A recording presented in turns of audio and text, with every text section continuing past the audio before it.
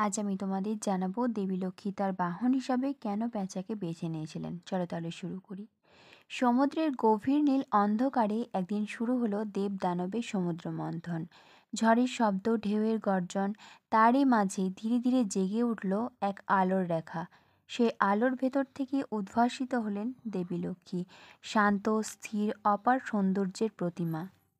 দেবলোক ভরে উঠল দ্বীপের আলোয়, শঙ্খধ্বনিতে। সবাই তাকে স্বাগত জানালো, ধন সমৃদ্ধি আর শান্তির দেবী হিসাবে।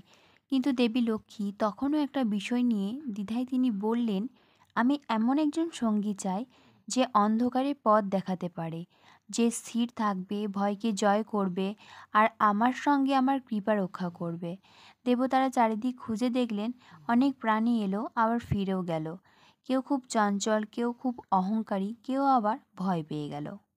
চাঁদের আলোয় নামলো এক শ্বেতবর্ণ পেঁচা, শান্ত, নিস্তব্ধ, কিন্তু চোখ দুটো জাগ্রত অগ্নিশিখার মতো।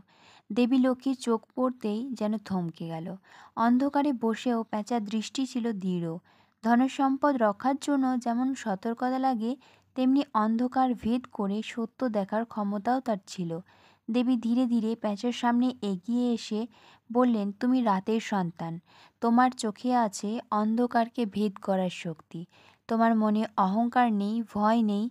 যে গৃহে তুমি থাকবে সেই গৃহেই আমার কৃপা থাকবে। প্যাঁচা মাথা নত করল। সেদিন থেকে প্যাঁচা হয়ে উঠল দেবী লক্ষ্মীর চিরসঙ্গী, তার বাহন, তার সম্পদের প্রহরী। যেখানে সতর্কতা থাকে, যেখানে জ্ঞান অন্ধকারকে জয় করে, সেখানেই দেবী লক্ষ্মীর আশীর্বাদ স্থায়ী হয়।